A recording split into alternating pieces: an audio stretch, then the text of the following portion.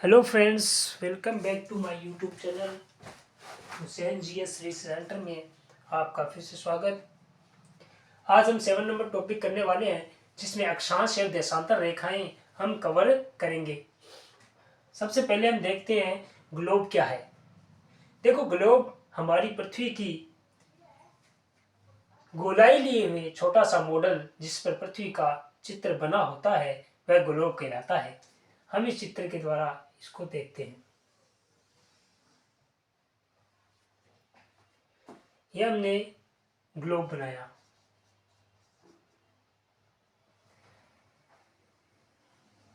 सबसे पहले इसमें एक रेखा देशांतर रेखा ही खींचते हैं। पहले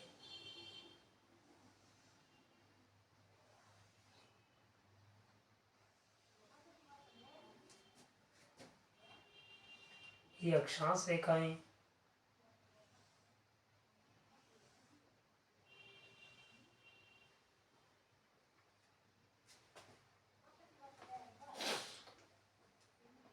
जीरो डिग्री भूमध्य रेखा,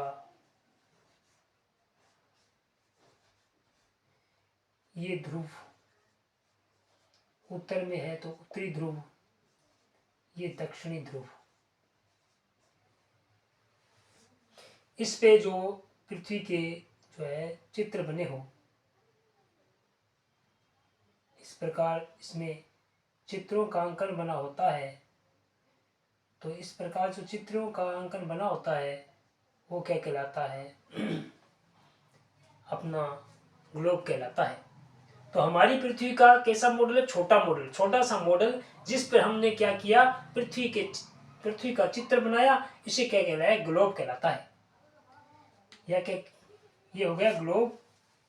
सेकंड नंबर हम कवर करेंगे विषुवत रेखा। देखो, विषुवत रेखा ये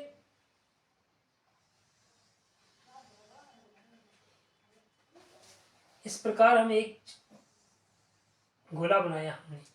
उस गोले के हमने दो पार्ट कर लिए। ये पृथ्वी का एक गोला है और पृथ्वी के गोले का हमने दो पार्ट किया और इसको नाम दिया मैंने भूमध्य रेखा।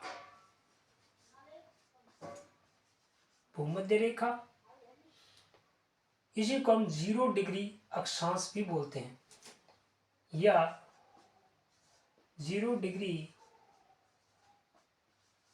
अक्षांश रेखा।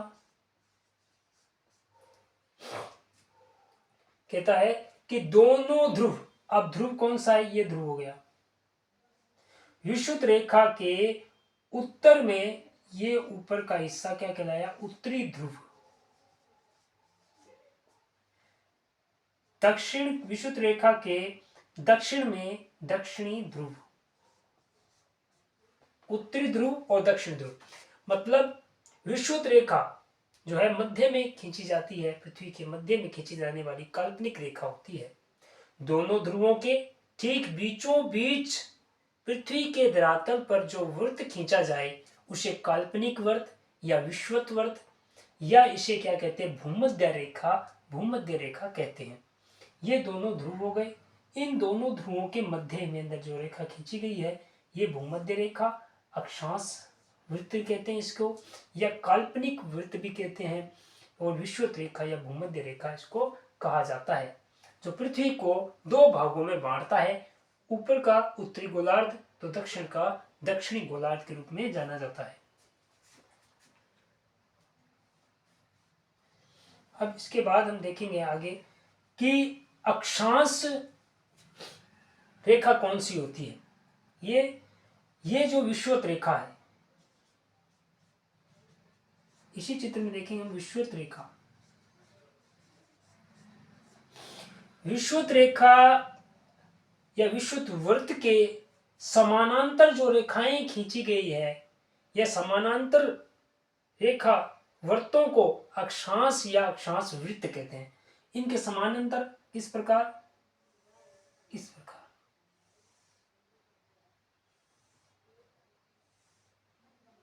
ये है अक्षांश वृत्त। और दक्षिण में है तो दक्षिण में खींच देते हैं।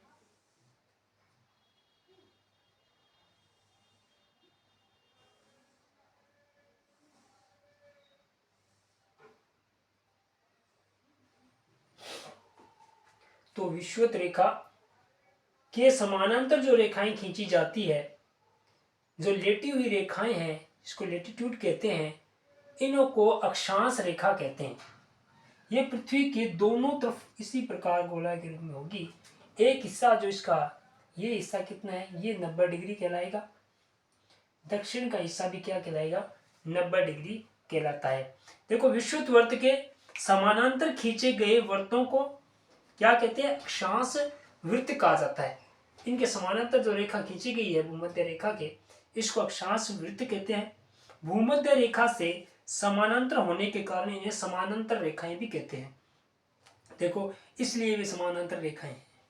हम देखते हैं ग्लोब को, जैसे जैसे विषुवत रेखा से उत्तरी ध्रुव की ओर जाते हैं, विषुवत रेखा से इससे हम जैसे ही उत्तरी ध्रुव की ओर जाते हैं, इस प्रकार उत्तरी ध्रुव की ओर जाएंगे तो ध्रुवों की जो आकार है वो क्या होगा, छोटा होता जाएगा, या इस ध्रुवों पर वे मान क्या हो जाएगा, इसका शून्य हो जाएगा, ध्रुव क्या छोटे हो जाएंगे। तो समानांतर वर्तों की अंश संख्या को हम उत्तरी गोलार्ध में, उत्तरी में और दक्षिण में लिखते हैं, इस जिससे यह पता चल सके कि यह रेखा भूमध्य रेखा के उत्तर में है या दक्षिण में है। विषुवत वर्त से किसी एक ध्रुव तक वर्त का चौथाई भाग क्या होता है, एक इसका हिस्सा हम देखें, ये हिस्सा कितने डिग्री का हो जाएगा, ये 90 डिग्री का होता है। एक हिस्सा ये 90 डिग्री का है, तो ये 90 डिग्री कितना हुआ, 180 डिग्री। तो इसको हमने देखा। इसके बाद हम इनको क्या कहेंगे कि यहाँ पर जो रेखा खींची गई है दोनों तरफ में, इसको कर्क वृत्त भी कहते हैं। कर्क वृत्त कैसे,